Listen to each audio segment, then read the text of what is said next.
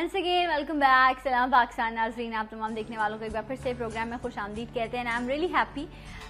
खुशी होती है मुझे उस वक्त जब मेरे प्रोग्राम में ऐसी ख़वातीन आती हैं जो न सिर्फ पाकिस्तान में बल्कि पूरी दुनिया में जो है वो अपना बोलबाला करती हैं, अपने मुल्क का बोलबाला करती हैं और ये बताती हैं दुनिया में कि औरत बिल्कुल भी जो है वो कमज़ोर नहीं है। वो जब इरादा कर लेती है, वो जब सोच लेती है तो फिर जितनी भी मुश्किलात आएँ वो अपने दायरे में रहते हुए कोशिश करती है कि कामयाबी को हासिल किया जाए।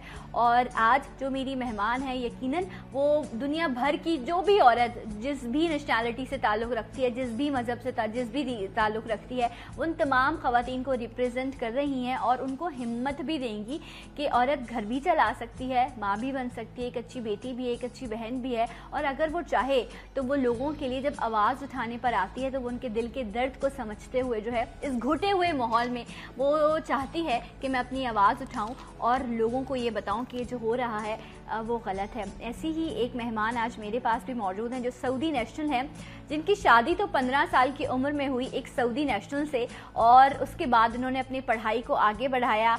ये जर्नलिस्ट हैं और सऊदीया की पहला जो है वो कहना प्रोडक्शन हाउस इन्होंने बॉलीवुड इंडस्ट्री में खोला। सऊदीया के हवाले से ये एक जो उनका कहना ये है कि जो मिसकॉन्सेप्ट्स हैं उनको क्लियर करने के लिए ये एक मूवी भी बना रही हैं, नॉवल भी ये लिखती हैं और रेडियो एक वीकली शो है जो सऊदीया में होता है वो ये करती है मरहबा विद समीरा अजीज़ के नाम से।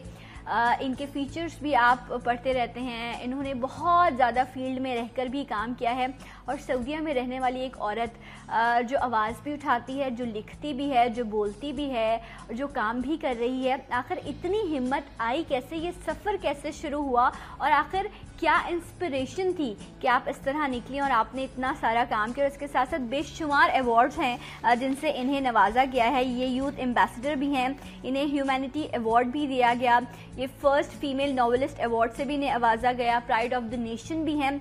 बहुत सारी चीज़ें हैं जो इनके हवाले से आज हम डिस्कशन करेंगे। सो लेट्स वेलकम, हमारे साथ मौजूद हैं समीरा अजीज़। अस्सलाम वालेकुम। वालेकुम अस्सलाम। कैसी हैं आप? जी ठीक, fit. Welcome to my show. Thank you. हाँ जी, pleasure to be here. Right. तो समीरा जो है वो सऊदीया में रहती हैं और कराची आई हुई है एक कॉन्फ्रेंस के लिए। तो हमने सोचा क्यों ना इतनी बाहिम्मत खातून, इतनी इंटेलेक्चुअल और इतनी ब्यूटीफुल लेडी को जो है वो हम अपने प्रोग्राम में बुलाएं। So once again welcome to Salam Pakistan. Samira कुछ बताइए अपने हवाले से। जिस तरह मैं पढ़ रही थी अभी, मैंने जिक्र भी किया कि एक लड़की जिसकी 15 साल की उम्र में शादी हो जाती है, जिसके फादर की डेथ हो जाती है जब वो 2 साल की थी और उसके बाद उनकी अम्मा ब्यूटिशियन, उनके साथ सैलून में इन्होंने काम किया, मसाइल दरपेश हुए। आपको पता है ना, जब बाप का साया सर पर से उठ जाता है तो फिर रिश्तेदार भी हट जाते हैं, वो भी फिर आपके सर पर हाथ रखने को तैयार नहीं होते। तो कितनी मुश्किल टफ लाइफ देखी है बचपन में? बचपन में सबसे ज़्यादा बच्चों के लिए वही टफ होता है जब वो अपनी माँ को रोते हुए देखते हैं। मैं देखा करती थी, मेरी अम्मी मेरे फादर को बहुत याद करती थी। उन्होंने कभी शादी नहीं की, बेवगी में जिंदगी गुजारी। कराची में रहते? जी, हम लोग कराची में रहते थे और मैं वैसे सऊदी अरबिया में पैदा हुई हूँ, लेकिन फिर पापा की डेथ के बाद हम वापस आ गए थे। ठीक है। और बस उसके बाद यही होता है ना कि भाई बेटी की जल्दी शादी करनी है। और मैं अपनी अम्मी से हमेशा कहती थी कि आप मेरी इतनी जल्दी शादी ना करें, मैं आप मुझे बेटा क्यों नहीं समझती, मुझे पढ़ाएं, मेरी भी एजुकेशन में इन्वेस्ट करें एंड ऑल दिस। लेकिन एक कल्चर है एक, तो उस ज़माने में और भी ज़्यादा था, 20-21 साल पहले की ये बात है। तो बस फिर एक जगह मेरी मंगनी भी हुई थी, तो वहाँ पर यही कह के मंगनी हुई थी कि भाई आपको पढ़ाया जाएगा। और फिर मंगनी के बाद फिर ये कहा गया नहीं आप पढ़ेंगी नहीं। अच्छा। तो मैं बड़ी किस एज में हुई है मंगनी आपकी? वही 14 अच्छा, 14 ईयर में पूरा प्रॉपर था अम्मा से कि ये ऐसे नहीं होना चाहिए, ऐसे होना चाहिए। हाँ, आर्ग्यूमेंट होता था। जी बिल्कुल।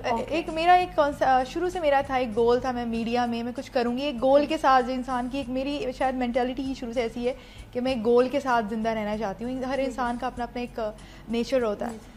तो मेरा भी था कि मैं अगर बेवा की बेटी हूँ तो क्या हुआ, मतलब मेरा भी पूरा हक है मैं अपनी आइडेंटिटी के साथ जिंदा रहूँ। And you know education is very important to be a respectable person in the life.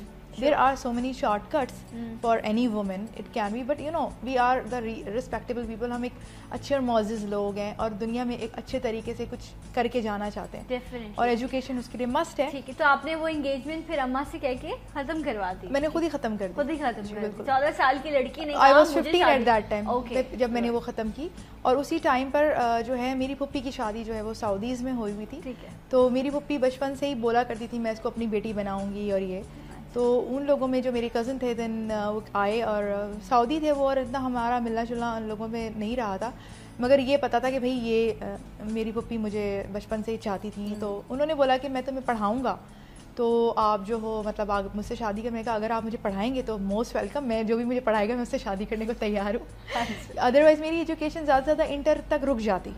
जो भी मुझसे शादी करते वो मुझसे खाना, आई डोंट माइंड खाना बनाना, I am a very good cook by the way. तो मुझे खाना बनाने में कोई एतराज़ नहीं है, मुझे बच्चे पालने में कोई एतराज़ नहीं। मेरे माशाल्लाह 2 बच्चे हैं, बहुत अच्छी माशाल्लाह दुनिया कहती है कि बहुत अच्छी तरबियत वाले बच्चे हैं। तो अब तो मेरी बेटी 19 साल की मेडिकल में है। really? और बेटा मेरा 13 साल का है। माशाल्लाह माशाल्लाह, नजर ना लगे।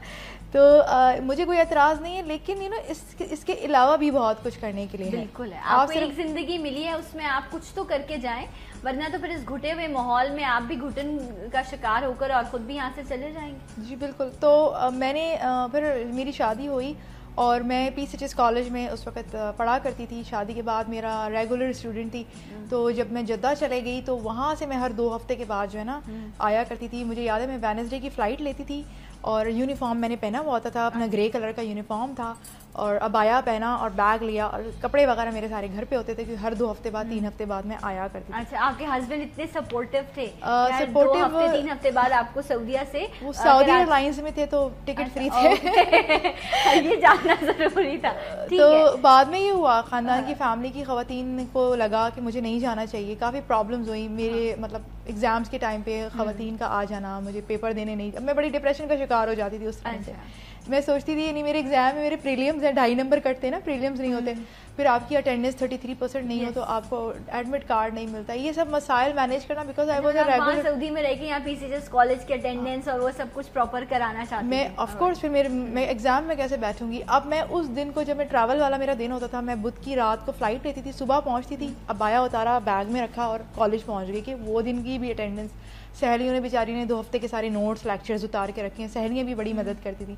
सारे कॉलेज में मशहूर था, I was the inspiration for the girls there के शादी करके कहाँ से आके पढ़ रही है एंड ऑल दिस।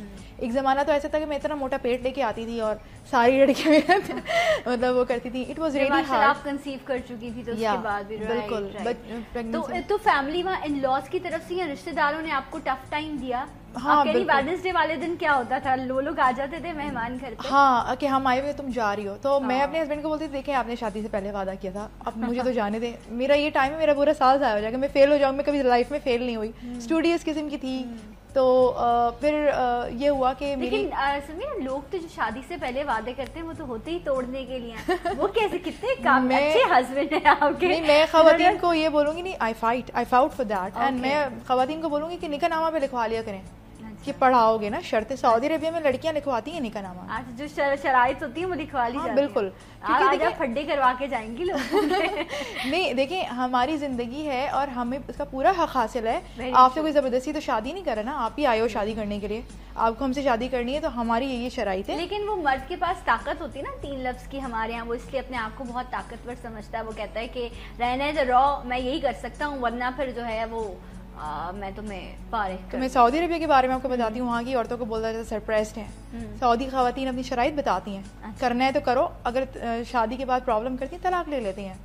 और फिर दूसरी, वहाँ पर 93% तलाक का रेशो है, जो कि बिल्कुल अच्छी बात नहीं है मुझे, मतलब लेकिन वो सफर नहीं करती, बर्दाश्त नहीं करती। 100% तो इंसान की कोशिश यही होनी चाहिए कि आप अपना घर बसाएं और कोशिश करें, कॉम्प्रोमाइज करें, और औरत को करना भी पड़ता है, but in a healthy manner. अगर आप रिलेशनशिप को लेकर चल रहे हैं तो इससे बेहतरीन चीज़ और कोई नहीं हो सकती। ये बात तो है बिल्कुल कि रिलेशनशिप को लेके चलना चाहिए। मैं भी अपने रिलेशनशिप को अपने मतलब आगे ही लेके बढ़ी, माशाल्लाह अल्हम्दुलिल्लाह सब कुछ किया, लेकिन ना शादी से पहले ये सब कुछ डिसाइड करना चाहिए ताकि बाद में प्रॉब्लम्स ना आए ना। अब एक चीज़ है, लाइक मेरा केस है कि मुझे पढ़ाई के मामले में डिप्रेशन हो जाता था, कोई मेरी पढ़ाई को रोके तो मुझे मैं बिल्कुल क्रेजी हो जाती थी, मतलब इतनी ज्यादा पढ़ाई के लिए वो थी। तो फिर आपने इस तरह ये अपना कॉलेज और सब कंप्लीट किया, कहाँ तक पढ़ा फिर आपने? मैंने जर्नलिज्म में मास्टर्स किया, IR में मास्टर्स किया, और PhD स्टिल मैं कर रही हूँ। मेरे ससुराल वाले कहते हैं इसकी पढ़ाई नहीं खत्म होती, और मैं बोलती हूँ वो लाइफ टाइम रहेगी मेरी पढ़ाई। मार्केटिंग, और मुझे डिग्रियां जमा करके बड़ा मुझे जेवर जमा करने का बिल्कुल शौक नहीं है। लेकिन आपने काफी जेवर पहना हुआ तो है माशाल्लाह।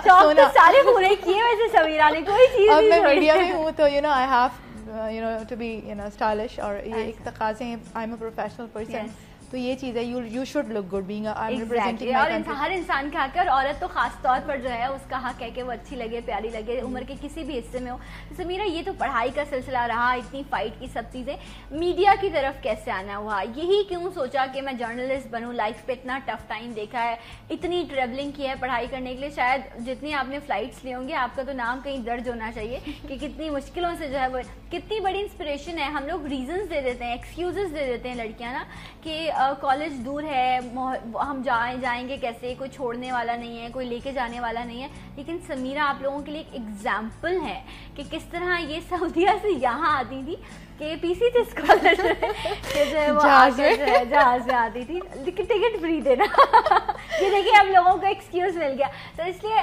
एक्सक्यूजेस ना ढूंढें, लोगों की जो स्टोरीज होती है ना उसमें से आपको मोटिवेशनल जो चीज़ है उसको पिक करना चाहिए। जितने आप एक्सक्यूजेस अपनी लाइफ में देंगे उतना वो आपको कमज़ोर करेंगे। तो चीज़ों की, लोगों की स्टोरीज को जो है वो अपनी इंस्पिरेशन बनाए। मुझे बहुत मज़ा आ रहा है समीरा से आज बात करके। समीरा, फिर ये जर्नलिज्म की तरफ आना कैसे हो? शुरू से मेरा था कि मैं मीडिया में आना चाहती थी, जर्नलिस्ट बनना चाहती थी, और उसके लिए ऑफकोर्स आपको मतलब पढ़ा लिखा भी होना ज़रूरी है। तो बस बचपन से राइटर थी, लिखती थी, और मैंने पाकीज़ा दोशीज़ा में भी लिखा अपने शुरू सालों में जी, और स्टोरीज लिखी हैं आपने? जी, अफसाने वगैरह लिखती थी, नावल मैंने लिखा, I am the first Urdu novelist in Saudi Arabia.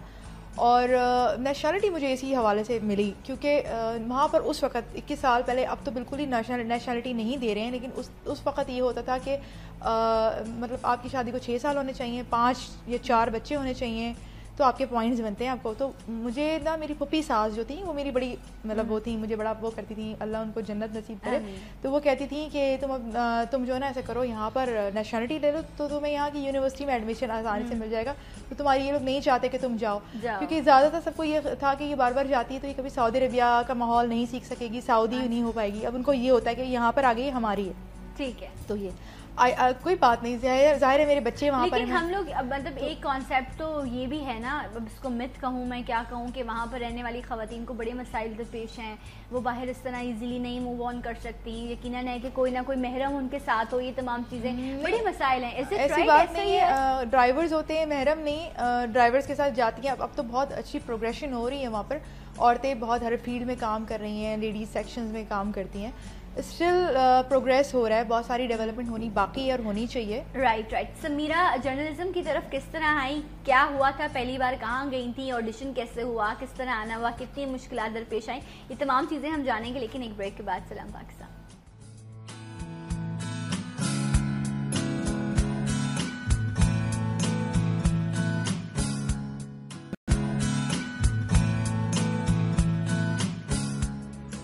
Once again welcome back, Salam Pakistan. नाज़रीन, आज बहुत ही प्यारी सी मेहमान हमारे साथ मौजूद हैं जो जद्दा बेस्ड सऊदी नेशनल हैं। समीरा अजीज़ जर्नलिस्ट हैं, नॉवलिस्ट हैं, फिल्म मेकर हैं और आरजे हैं, और बहुत सारी चीज़ें हैं जो इनके पैनल पर माशाल्लाह हैं। इतनी सारी चीज़ें थी, मैं सोच रही थी आज का मेरा 1 घंटे का प्रोग्राम जो है वो शायद कम पड़ेगा, लेकिन कोशिश करेंगे जल्दी जल्दी जो है बहुत सारी अच्छी बातें हम समीरा से जान सकें। तो वंस अगेन आपको वेलकम करते हैं सलाम पाकिस्तान में। समीरा, प्रोफेशनल करियर कैसे स्टार्ट हुआ, फर्स्ट टाइम कहाँ, क्या सिलसिला हुआ, कहाँ गई, ऑडिशन कैसे हुआ, क्या सिलसिला रहा?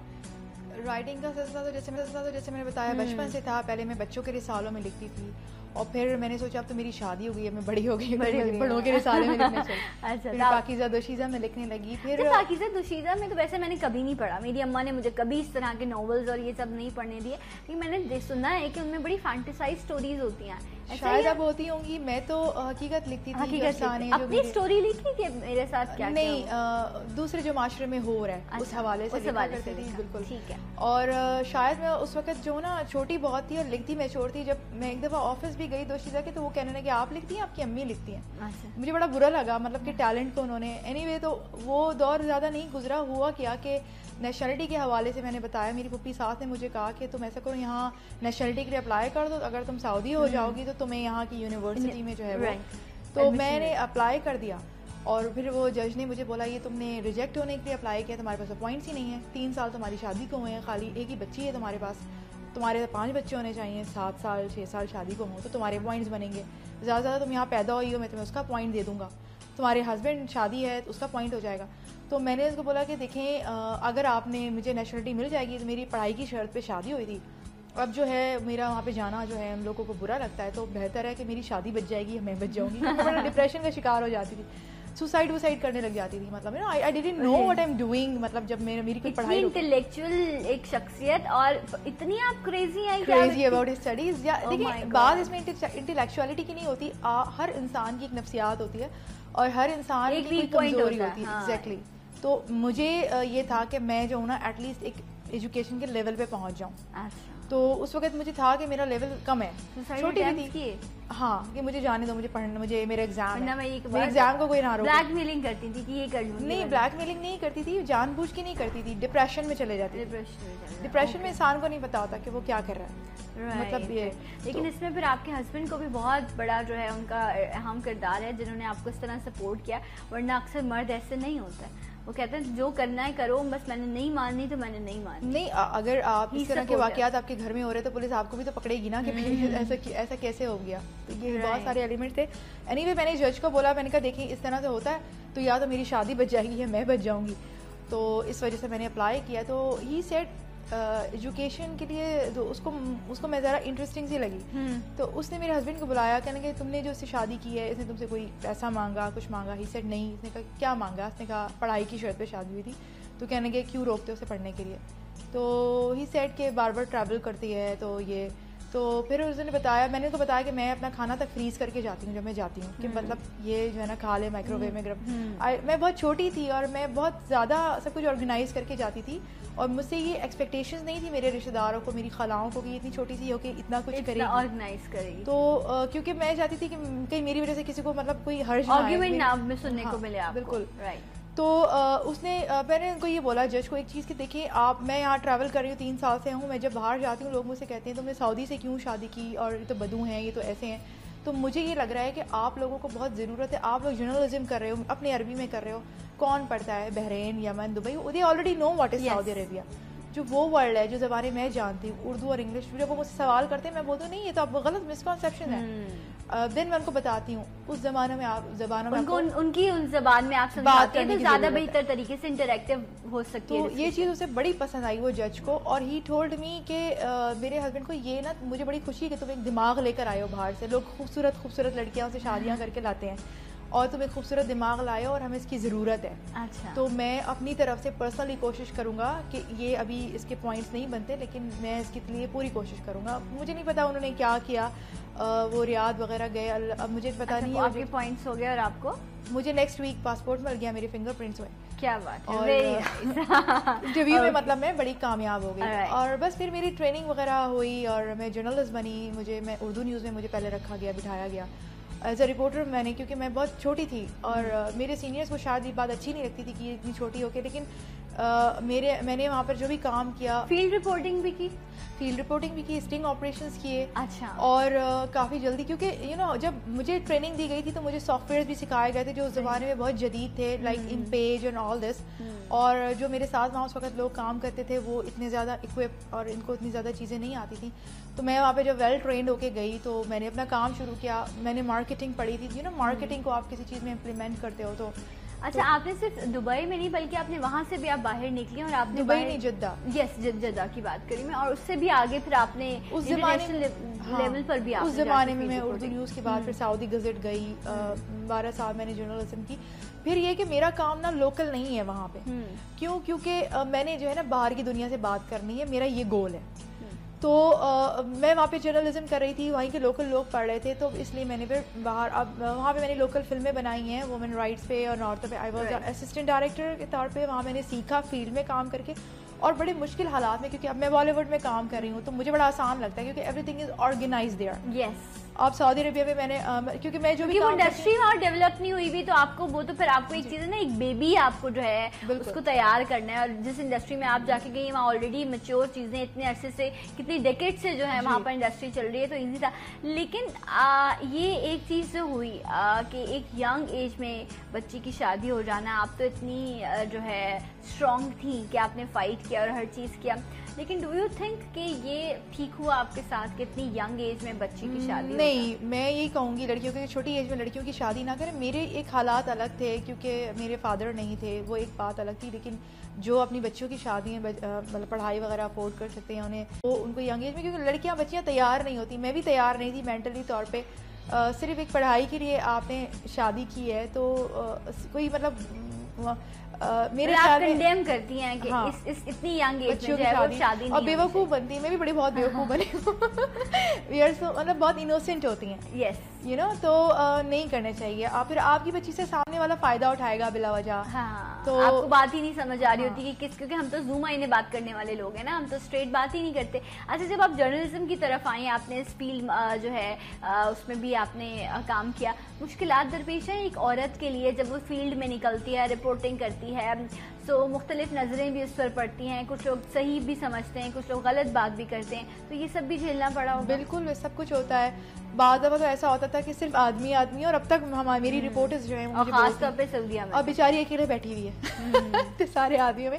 एंड जो लोग कंजर्वेटिव होते हैं उनकी अपनी सोच होती है, वो अपनी सोच के मुताबिक बात करते हैं। मैंने भी ऐसी बड़ी बातें सुनी, मैं परवाह नहीं करती, you know, I am like that. अच्छा, ये कैसे हो जाता है कि आप परवाह ना करें? ये तो बड़ा मुश्किल काम है वैसे, कि आप सुनी को अनसुनी कर दें और देखें कि लोग किस तरह की नजरें आप पर रखते हैं, और आई थिंक इसके लिए भी बड़ा, मुझे कोई हैरेस करता है, मैं इसको हैरेस करती हूँ। अच्छा, मुझे किसी को कोई भी मतलब हक हासिल नहीं है कि वो हमें बिला वजह देखे और हम उससे अनकंफर्टेबल फील करें। क्यों? फिर मैं भी उसको अनकंफर्टेबल करती हूँ। अच्छा, या इस तरह से कि इन लोगों को डिस्करेज करना बहुत ज़रूरी है। मैं अपने कॉलेज के बाहर भी, स्कूल के बाहर भी करती थी। जो लड़के वड़के खड़े होते थे ना, लड़कियाँ बेचारी छोले खाने, तो मैं बोलती थी जाओ, यहाँ क्यों खड़े हो, तो हंगामा करती थी, भगा देती थी, क्योंकि लड़कियाँ बेचारी आएंगी, क्योंकि ये फिर अच्छा मतलब फाइटर जो है वो बच के रहना चाहिए ज़मीरा से। ऐसे स्पोर्ट्स एक्टिविटीज तो आपकी बड़ी अच्छी रही हैं बचपन में भी काफ़ी, माशाल्लाह, है ना? ऐसे ही था ना? क्रिकेट मुझे पसंद है, क्रिकेट को मैं सपोर्ट करती हूँ। अभी भी एक वहाँ पर CCC का इंडिया से सुनील शेट्टी और जॉन इब्राहिम वगैरह आ रहे हैं, तो I am the brand ambassador, उनकी एंडोर्सर हूँ मैं। तो या खेलों को आपने लड़कों की मतलब यंग एज में कॉलेज में जी, मैंने कहा पिटाई विटाई करती थी आप लड़कों की इस तरह कुछ? हाँ, ऐसे बहुत वाकयात हुए हैं। अच्छा। हाँ, ऐसे बहुत वाकयात हुए हैं, क्योंकि आई डोंट वांट कि कोई भी किसी भी लड़की का कॉलेज जाना मुश्किल करे। अच्छा। वो बेचारियाँ आएंगी बस से उतर के, यहाँ से उन्हें गुजरना है, तो वो रास्ता साफ होना चाहिए। ओके। तो मैं भगा देती थी, निकलो यहाँ से उनको गुजरना है। अच्छा, तो वो मुझसे भगाते चिढ़ते, आपको क्या हो रहा है? हाँ। आप कौन होती है? मैं कहा नहीं भाई, मेरी कॉलेज में पढ़ती हैं, you know, I was like that. अच्छा, तो टॉम बॉय जो है वो टॉम गर्ल वाला जो है वो था माशाल्लाह से बड़ा बाकायदा फौजी कॉलेज के बाहर, तो उस वक्त फौजी भी लगे, तो वो बोलती थी अपना काम करो, तुम यहाँ पे खड़े होने के लिए, तो यहाँ पे छोले वाला खड़ा होगा बस, क्योंकि हमें छोले खाने। और तो कॉलेज की मैनेजमेंट संभाल लेती ना आप, सारा कुछ इसका प्रोटोकॉल। वैसे अगर आपको शहर में कहीं इस तरह की मैनेजमेंट की जरूरत है तो आप समीरा से जो है लोग कांटेक्ट कर सकते हैं। अच्छा, बीच में इतनी सारी बातें निकल आती हैं कि हम फिर जो है वो बचपन की तरफ चले जाते हैं, कभी जो है समीरा की पढ़ाई की तरफ चले जाते हैं। मैं जर्नलिज्म की तरफ ही वापस आना चाहूँगी। हमारे यहाँ तो अगर मैं जर्नलिज्म की बात करूँ तो यहाँ का जो जर्नलिस्ट है उससे थ्रेड्स पे मिलते हैं, उससे लोगों की बातें भी सुनना पड़ती हैं, उसको अब तो ट्विटर है, सोशल मीडिया है, लोग इतनी सारी बातें करते हैं, फील्ड में भी काम करता है वो, तो उसको प्रोटेक्शन नहीं मिलता, और इस तरह के बड़े सारे हमने केसेस देखे थे कि उनको इवन के ज़िंदगी से भी हाथ धोना पड़ जाता है। तो इतनी मुश्किलात दरपेश होती हैं मर्दों को, और ख़वातीन के लिए तो इससे कहीं ज़्यादा हैं। सो आपको भी इस तरह की थ्रेड्स, इस तरह की परेशानी का सामना करना पड़ा? थ्रेड्स वगैरह आए, क्योंकि आप एक ऐसे जर्नलिस्ट, और मैं तो इस तरह की हूँ, मैं दूसरों के लिए ना मतलब प्रॉब्लम लेकर लेती हूँ, तो मुझे भी थ्रेड्स आते थे। किसी की आप मदद कर रहे हो तो जो सामने वाला है वो आपका भी दुश्मन बन गया उनके साथ, तो वो ज़्यादा से ज़्यादा थ्रेड्स के लिए गालियाँ दे दी। आप सो रहे हो, एकदम फ़ोन आया और उल्टी सीधी आपको बातें कही जा रही हैं, रख दो, वो कौन केयर करता है, आदी हो गई हूँ मैं ना। अच्छा। और ज़्यादा से ज़्यादा फेसबुक पे तस्वीरें उन्होंने, और सबको पता है, फैंस को, सब लोग मुझे जानते हैं, तस्वीरें फ़ोटोशॉप करके लगा दी हैं नॉलेज। तो मैं इन सब चीज़ों की केयर नहीं करती, लेकिन मैंने यहाँ पर इंटरनेशनल मीडिया कॉन्फ्रेंसेस में जब पाकिस्तानी जर्नलिस्टों की बातें सुनी, उनकी ज़िंदगी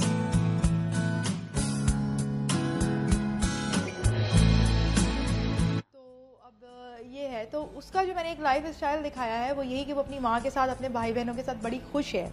उसके बाद वो सुनती है अपने माँ बाप को कि अब हमें रीम को बता देना चाहिए कि मैं इसकी माँ नहीं हूँ, उसकी माँ इंडियन थी जो तलाक लेके जा चुकी है। तो वो अपनी शादी छोड़कर अपनी माँ को ढूंढने निकल खड़ी होती है। अब यहाँ उसके पास एक luxurious, she is a 21st centuries girl Saudi. तो मैं उसके जरिए दिखाऊंगी कि हमारी 21st सेंचुरी की न्यू जनरेशन कैसी है, हमारी नई लड़कियाँ कैसी हैं। वो स्विमिंग भी करती हैं, वो हॉर्स बैक राइडिंग भी करती हैं, वो सी डाइविंग भी करती हैं। सिर्फ ड्राइविंग ही नहीं करती, जो कि इंशाल्लाह करेंगी आगे जाके, लेकिन उसको ही इशू बनाया हुआ है। लेकिन मैं वो 21st सेंचुरी का लाइफ स्टाइल दिखाऊंगी जो दुनिया को नहीं पता है। अंदर घरों में रहती हैं तो कैसे पहनती हैं, कैसे वो करती हैं, बाहर निकलती हैं तो उनका कैसा गेटअप होता है, अबाया पहनती हैं, वर्ल्ड बाहर ट्रैवल करती हैं तो क्या पहनती हैं। अच्छा, लेकिन मैं अगर अरब कंट्रीज़ की बात करूँ या पाकिस्तान की या जो भी एशियन कंट्रीज़ हैं, तो औरत जो है वो एक सिन्फ़े नाजुक है और उसको वैसे ही लिया जाता है। वो जब आवाज़ उठाती है या वो कलम उठाती है या वो इस तरह की जो है, तो हम उसको ये कह देते हैं कि ये बहुत बोल्ड है, या उसको फिर मुआशरा जो है वो इस तरह एक्सेप्ट नहीं करता। तो आप क्या चाहती हैं कि आप उस अपनी मूवी के ज़रिए लोगों के जहनों को खोलें, उनको उनकी तरबियत करना चाहती हैं आप? बिल्कुल। मैं उस मूवी के जरिए दिखाऊंगी कि अब वो जो लड़की है वयाम दहमानी, उसके भाई का किरदार कर रहा है हमजा सिकंदर, जो कि सऊदी लड़का है। वो भी हिंदी में डायलॉग बोलेगा, डबिंग नहीं होगी, तो उर्दू में डायलॉग उर्दू। अब ना वो किस तरह सपोर्ट करता है अपनी बहन को कि सपोर्ट कर, बिल्कुल कि भाई नहीं अपनी माँ को ये ढूंढ देगी। अच्छा, वो लड़की वहाँ पर जो है जिससे शादी करना चाहती है इंडिया में जाके, फिर वो सोचती है नहीं मैं तो सऊदी हूँ, वो इंडिया ने हमारी शादी कैसे। अच्छा, हमें सारी स्टोरीज बता देंगी तो फिर हम मूवी में नहीं, आगे का एंड में उसकी शादी होगी या नहीं होगी ये तो आप देखेंगे ना। ये उसकी माँ मिलेगी या नहीं मिलेगी वो भी आप देखेंगे। उसकी स्ट्रगल आप देखेंगे, वो किस तरह एक महल से निकल के जब जाएगी स्लम्स एरिया में अपनी माँ को ढूंढने, उसको क्या मसाइल पेश आएंगे। अब ये मूवी स्टार्ट हो गई, इसकी प्रोडक्शन, इसकी कास्टिंग चल रही है और कास्टिंग जो है मैं बड़ी केयरफुली कर रही हूँ कि I don't need any star जो मुझे डेट्स ना दे या मुझे आगे से नखरे दिखाए। और वो फिल्म बेसिकली मेरी वजह से, खुद क्यों नहीं काम किया मूवी में? I am not an actress और मेरा इमेज भी ऐसा नहीं है कि मैं एज एन एक्टिंग जो है उसको लूँ। ठीक है, एक रिप्रेजेंटेशन के तौर पे कि भाई एक इमेज बिल्डिंग के तौर पे अगर मेरी एक्टिंग काम आ सकती है, अगर एक्ट्रेस को डांस भी करना होता है, which I never like in front of the man because I have my own, मतलब ये मैं हिजाब करती हूँ, मुझे हिजाब वाला रोल कौन देगा तो ये सब चीज़ें हैं। और नहीं, उसमें जो कास्टिंग हुई है वो अपने अपने रोल में सूट कर रहे हैं, राइट, ठीक है, तो वो चीज़ है। तो कास्टिंग होना करना तो भी, कब तक वो मूवी इंशाल्लाह कंप्लीट होगी? हमारी पूरी कोशिश है कि हम ईद के बाद से फिल्म को फ्लोर पे ले आएँ। और पहली मरहले में 45 डेज़ की शूटिंग है मुंबई में, एंड देन 10 डेज़ की शूटिंग है जिद्दा में, जिसमें मैं जिद्दा के वो स्पॉट दिखाऊंगी। हमारे पास हरमैन शरीफैन है जो कि दुनिया के सबसे ज़्यादा माशाल्लाह मुक़द्दस जगह हैं, बड़े मुकामात हैं, लेकिन हमारे पास और भी टूरिज्म स्पॉट्स हैं, मैं वो भी दुनिया को दिखाऊंगी। वो अगर वहाँ पर आते हैं, वो ज़मीन इतनी मुकद्दस है, उसकी हर जगह, हर दीवार, हर गोशा जो है वो महकता है, वो गलियाँ महकती हैं, तो यकीनन उसकी हर जगह जो है वो खूबसूरत है और आप उसको शूट करेंगी तो और यकीनन बेहतरीन लगेगा। फर्स्ट टाइम बॉलीवुड जिद्दा को देखेगा, इससे पहले उन्होंने बहुत सारे अरब ममालिक में शूट किया है। ये हमारी फिल्म में यूजफुल सेलिंग पॉइंट है। हमारी फिल्म का यूजफुल सेलिंग पॉइंट मैं खुद हूँ कि लोग देखेंगे भाई एक जर्नलिस्ट है वो यहाँ फिल्म बना रही तो क्या दिखाती है, लोग इस तजस्सुस में भी जरूर देखेंगे। तो आप जरूर जिस तरह ईद के बाद समीरा कह रही हैं, तो जब वो रिलीज होगी तो मैं जरूर चाहूंगी कि पाकिस्तान में भी लोग जो हैं वो भरपूर तरीके से जो है वो इसका फीडबैक समीरा तक पहुंचाएं। मैं समीरा के साथ कांटेक्ट में रहूंगी इंशाल्लाह। जब ये रिलीज हो जाएगी तो आप जरूर बताइएगा। मैं एक प्रोडक्शन हाउस यहाँ पे भी खोल रही हूँ कराची में, मैं वहाँ की फिल्म बना के उसके बाद मैं पाकिस्तान में भी फिल्में बनाऊंगी। अच्छा, ज़ाहिर है वहाँ से पाकिस्तान में से सोचा है शिफ्ट होने का कि पाकिस्तान आ जाऊँ यहाँ के लिए काम करूँ? का तो कभी नहीं सोचा क्योंकि वो मेरा मुल्क है, वहाँ मैं रहती हूँ। लेकिन हाँ, काम मैं दुनिया भर में कर रही हूँ, पाकिस्तान में भी करूँगी। मुंबई में मेरा प्रोडक्शन हाउस है, उसकी एक ब्रांच यहाँ पे भी खोलूँगी कराची में। यही मेरा इरादा है। जब मैं वहाँ से एक बॉलीवुड फिल्म बना के आऊँगी, सऊदी अरेबिया में तो मैं बना के आ रही हूँ, तो यहाँ पर मैं एक हाथी बन के आऊँगी। जहाँ आप पैदा होते हो, जहाँ आप अपना बचपन गुजारते हो, उस मिट्टी से और उस जगह से, उन सहेलियों से, उन गलियों से इंसान को ज़्यादा एक जो है उसका कनेक्शन बन जाता है, जहाँ वो उसका मैका होता है। तो ये आपका मैका है और वो आपका ससुराल है। पैदा तो मैके आया करे? पैदा तो मैं सऊदी अरेबिया में ही हुई हूँ, लेकिन हाँ बिल्कुल मैके आना चाहिए और आती रहूँगी फ्रीक्वेंटली। काम इतना होता है, आप ट्रैवल करो, आपके काम में हर्ज होता है, सारी ये प्रॉब्लम होती है। और ज़ाहिर है फिर आपको अपने बच्चे भी देखने। अब मैं यहाँ से स्काइप पे हैंडल कर रही होती हूँ अपना किचन, अब वो मुझे कुक बोलती है मैम हमारे पास टमाटर नहीं है आज, इस तरह से टेक्नोलॉजी यूज़ करती हूँ मैं, बेसिकली कनेक्ट रहती हूँ जहाँ जहाँ काम। अच्छा, तो टमाटर की कंप्लेंट भी मतलब सऊदीया से जो है वो यहाँ तक आती है? अच्छा जी, तो I handle my home, my children. 2 बच्चे हैं आपके? हाँ 2 बच्चे बड़े हो गए माशाल्लाह, टीनेजर हैं वो, तो वो अपना खुद करते हैं। उनको मैंने इसी तरह से वो किया है कि अपने आप को हैंडल करना जानते हैं वो। तो अच्छा, बच्चे जो हैं वो कितनी सपोर्ट करते हैं अम्मा को? क्योंकि आप तो जिस तरह ट्रैवल करी हैं, जितना आपका काम है, तो डेफिनेटली बड़ा कम टाइम मिलता होगा कि आप अपने बच्चों के साथ टाइम गुजारें, तो वो मोटिवेट करते हैं या वो कहते हैं कि नहीं हमें ज़्यादा टाइम चाहिए? नहीं, देखिए आजकल के जो बच्चे हैं ना, जो 21st सेंचुरी के बच्चे, we should be very careful parent and I am आप बच्चों के सारे 24 घंटे सर पे सवार रहेंगे ना, उनको पसंद नहीं आएगा, because they have their own world. आप उनके 4 5 6 भाई बहन भी होंगे, उनके साथ नहीं खेलेंगे, उनके वो अपने गेम्स में लगे होंगे, they will enjoy there games. तो उनको मतलब अब ये नहीं है कि अब मैं 24 घंटे उनके सर पे खड़े रह के कुछ भी बोलती रहूँगी, वो कहेंगे तो बोलती रहती एवरी टाइम।